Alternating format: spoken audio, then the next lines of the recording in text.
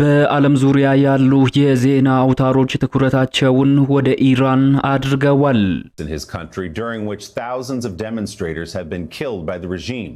NBC's Molly Hunter has new details. በመካከለኛው ምስራቅ ውጥረቱ ባየለበት በዚህ ሰዓት አሁን በደረሰን አስደንጋጭ መረጃም በቴህራን ቤተመንግስት ውስጥ ታይቶ የማይታወቅ ድንጋጤ ነክሷል። The Iran security architecture anchored by the Revolutionary Guards and besieged paramilitaries. የአሜሪካ ጦር ኢራንን በአራት አቅጣጫ ከበባ ውስጥ ማስገብቷል። For 40 years, Iran has been saying death to America, death to Israel. They have been killing our people, blowing off their arms, blowing off their legs. የኢራን ከፍተኛ ባለስልጣናትና የጦር አዛዦችም ሀገር ጥለው ሽሽት ጀምረዋል።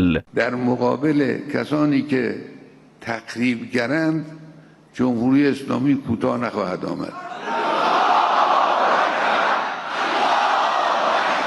የአሜሪካ ባህር ኃይልና ልዩ ኮማንዶዎች የኢራንን ወሳኝ መውጫና መግቢያዎችን በከበባ ውስጥ ማስገባታቸው ተሰምቷል።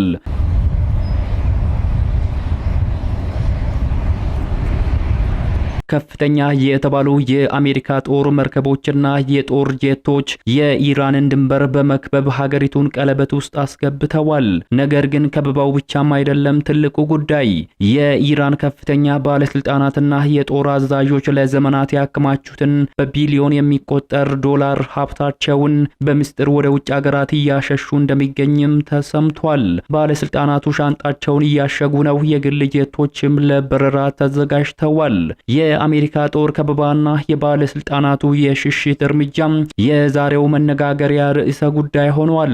ሀገሪቱን ጥለው ለመጥፋት እየተዘጋጁ ያሉ ባለስልጣናት እነማን ናቸው? የአሜሪካ ጦር በእርግጥም የሀገሪቱን መሪዎች በቁጥጥር ስር ለማዋል እየተንቀሳቀሰ ይገኛል ወይስ ከጀርባው እኛ የማናውቀው ሌላ ትልቅ ሴራ እየተካሄደ ነው? ዛሬ በዚህ ቪዲዮ በኢራን ሰማይ ስር እየተካሄደ ያለውን ድብቅ እንቅስቃሴ፣ የባለስልጣናቱን የሽሽት እቅድና የአሜሪካን ቀጣይ እርምጃ በተመለከተ በዝርዝር እንመለከታለን። እንደ ሁሉ ጊዜው ቪዲዮ ላይክ እና ሼር በማድረግ ይጀምሩ። አዲስ የሆናችሁ ደግሞ ሰብስክራይብ በማድረግ የእልፍ መረጃ ተቋዳሽ ይሁኑ።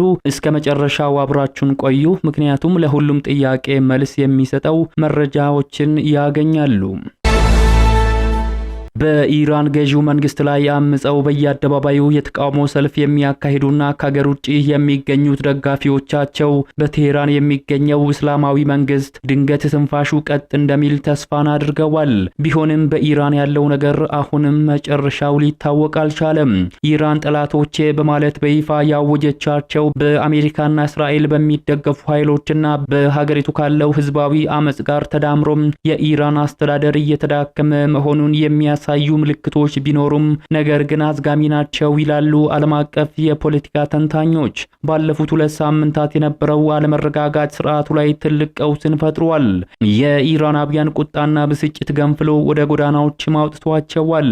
ይህ የመጣው ባለፉት 2 ዓመታት አሜሪካና እስራኤል በኢራን ላይ ካደረሱት ወታደራዊ ጥቃቶች በተጨማሪ ነው።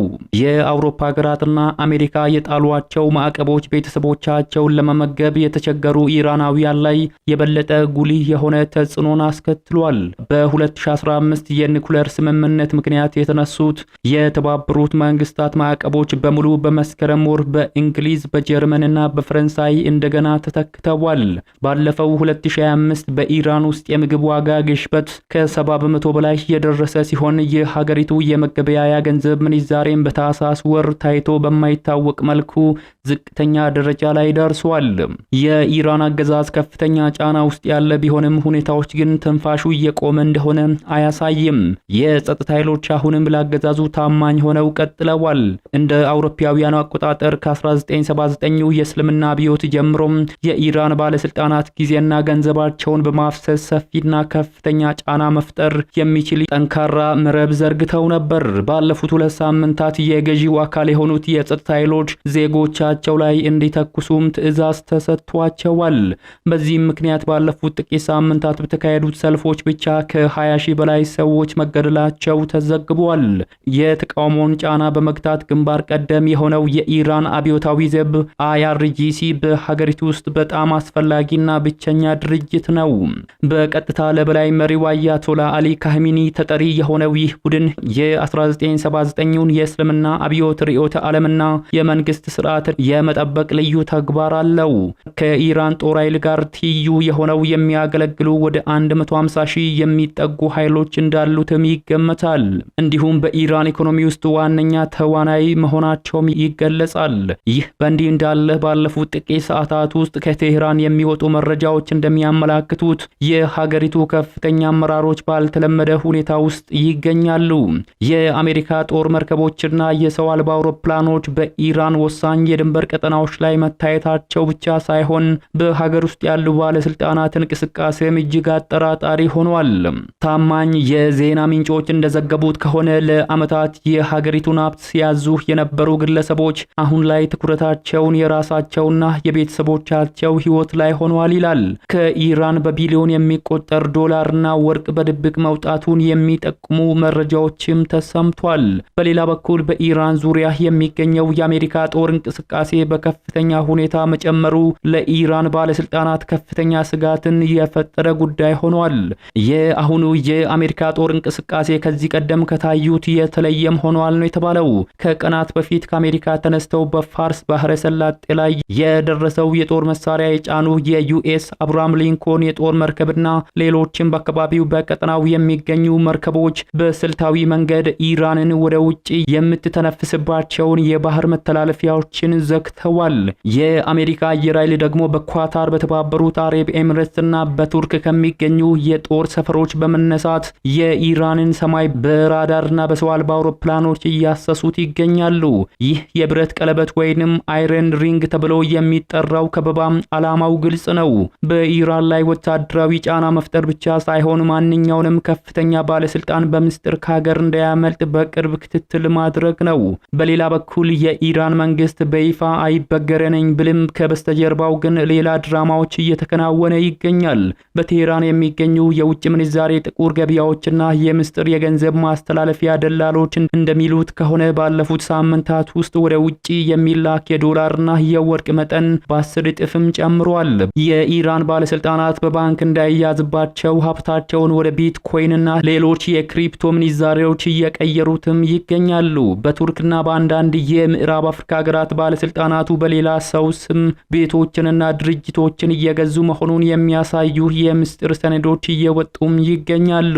ይህ የሚያሳየው የኢራን መሪዎች በሀገሪቱ የረጅም ጊዜ ህልውና ላይ ተስፋ መቁረጣቸውን ያሳያል። ሌላኛው ደግሞ በኢራን ቤተ መንግስት ውስጥ ተፈጥሯል የተባለው መከፋፈል ከፍተኛ መነጋገሪያን ፈጥሯል። ይህ የሽሽት ሙከራ በኢራን ከፍተኛ አመራሮች መካከል ትልቅ መከፋፈልን ፈጥሯል። እስከ መጨረሻው እንዋጋለን የሚሉ ወታደራዊ አዛዦችና ሀብታችንን ይዘን ማምለጥ አለብን የሚሉ የሲቪል ባለስልጣናት መካከል አለመግባባት ተፈጥሯል ይላል የደህንነት መረጃዎች። አንዳንድ መረጃዎች እንደሚያመላክቱት አንዳንዶቹ ባለስልጣናት ከአሜሪካ ጋር በምስጢር በመደራደር መረጃ ሰጥተን እኛን በሰላም አሳልፉን የሚል ጥያቄን እያቀረቡ ነው። ይሄ ደግሞ የኢራን የስለላ መዋቅር እጅግ እየተዳከመ መምጣቱን አመላክቷል። ይህ ሁሉ ሽሽትና ድንጋጤ የመጣው ካለው ህዝባዊ አመጽ ጋር ተዳምሮ ነው። የኢራን ህዝብ በመንገድ ላይ ወጥቶ ሞት ለባለስልጣናቱ እያለ በሚጮህበት በዚህ ወቅት ባለስልጣናቱ ትልቅ ፍርሃታቸው እንደ ሊቢያው መሪ ጋዳፊ በህዝብ እጅ መውደቅን ነው። አሜሪካ ከመታችን ህዝቡ ይጨርሰናል የሚለው ስለት ነው ሻንጣቸውን እንዲያዘጋጁ ያስገድዳቸው። የኢኮኖሚ መፈራረስና የገንዘብ ዋጋ ማሽቆልቆል ለባለስልጣናቱ የሽሽት ዋነኛው ምክንያትም ሆኗል። ታዲያ ይህ ሁሉ ሲደመር ወደ ምን ያመራል? ኢራን እንደ ሶቪየት ህብረት ከውስጥ ትፈራርሳለች ወይስ አሜሪካ የመጨረሻውን ወታደራዊ እርምጃ ትወስዳለች የሚለው ጉዳይ ሌላኛው ጥያቄ ነው። ኢራን በአሁኑ ወቅት በሁለት እሳት መካከልም ትገኛለች። በአንድ በኩል የአሜሪካ የብረት ቀለበት የመሰል ወታደራዊ ከበባ፣ በሌላ በኩል ደግሞ ከውስጥ የሚባላው የባለስልጣናቱ የሽሽት ዝግጅት ነው። ታሪክ እንደሚያስተምረን የመንግስት ባለስልጣናት ሀብታቸውን ማሸሽና ቤተሰቦቻቸውን ማውጣት ሲጀምሩ ያ መንግስት የመጨረሻው ምዕራፍ ላይ መድረሱን የሚያሳይ ትልቅ ምልክት ነው። ኢራን የኑክሌር መርሃ ግብሯንና ቀጠናዊ ተጽዕኖዋን ለማስጠበቅ የምታደርገውን ትግል በገዛ ባለስልጣኖቿ ተስፋ መቁረጥ ምክንያት አደጋ ላይ መውደቅም ጀምሯል። አሜሪካ ይህንን አጋጣሚ ተጠቅማ የኃይል እርምጃ ትወስዳለች የሚለው ጉዳይ ለቀጣዮቹ ጥቂት ቀናት የሚጠበቅም ይሆናል። እኛም አዳዲስ መረጃዎች ሲደርሱን በፍጥነት ይዘንላችሁ እንመለሳለን። እናንተስ ምን ታስባላችሁ? የኢራን ባለስልጣናት ሽሽትና የአሜሪካ ከበባ በእርግጥ የኢራን መንግስት የመጨረሻው ፍጻሜ መጀመሪያ ይሆናል ወይስ ኢራን ከዚህ ቀውስ የምትወጣበት ሌላ ዘዴ ይኖራት ይሆን? ሐሳባችሁን በኮሜንት መስጫ ላይ አስፍሩልን። ቪዲዮን ከወደዳችሁት ላይክ እና ሼር ማድረግ እንዳትረሱ። ወቅታዊና ጥልቅ ትንታኔ ያላቸው መረጃዎችን በየቀኑ እንዲደርሳችሁ ደግሞ ቻናሉን ሰብስክራይብ በማድረግ የደዊል ምልክቷን ይጫኑ። አብራችሁን ስለቆያችሁ ከልብ እናመሰግናለን። በቀጣይ ቪዲዮ እስከምንገናኝ በያላችሁበት በሰላም ቆዩ።